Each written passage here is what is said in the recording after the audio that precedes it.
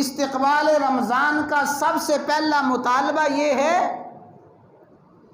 کہ آنے والے رمضان، آنے والے مہینے کے بارے میں ہمارے دل میں ایسی عظمت ہو، اس آنے والے مہمان کی ایسی عظمت اور اس کا ایسا مقام، ایسا مرتبہ ہو، احساس عظمت۔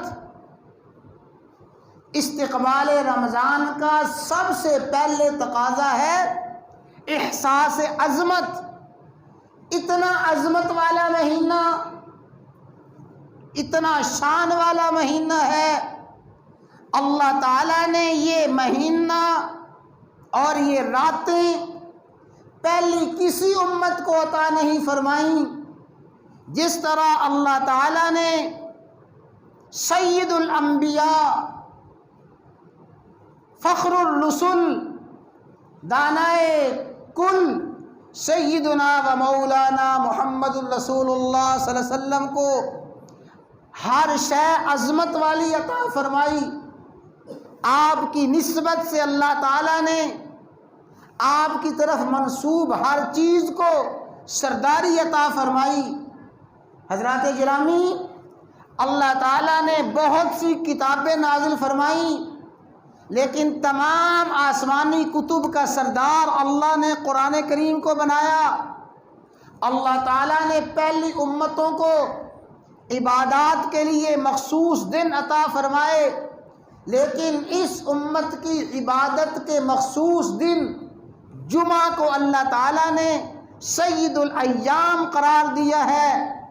اللہ تبارک و تعالیٰ نے پہلی امتوں کو اور ان امتوں کے اہل ایمان کو اللہ نے درجے عطا فرمائے، لیکن پوری امت میں اور پوری مخلوق میں انبیاء کے بعد سب سے مقدس جماعت رسول اللہ صلی اللہ علیہ وسلم کے اصحاب ہیں۔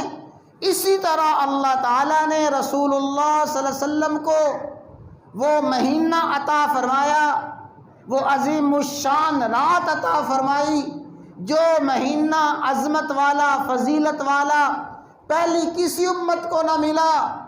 رسول اللہ صلی اللہ علیہ وسلم نے خود ارشاد فرمایا میری امت کو تو پتہ ہی نہیں رمضان میں عظمتیں کیا ہیں، فضیلتیں کیا ہیں، اس کی حقیقی عظمتوں، اس کی حقیقی فضیلتوں سے آشنا نہیں ہے۔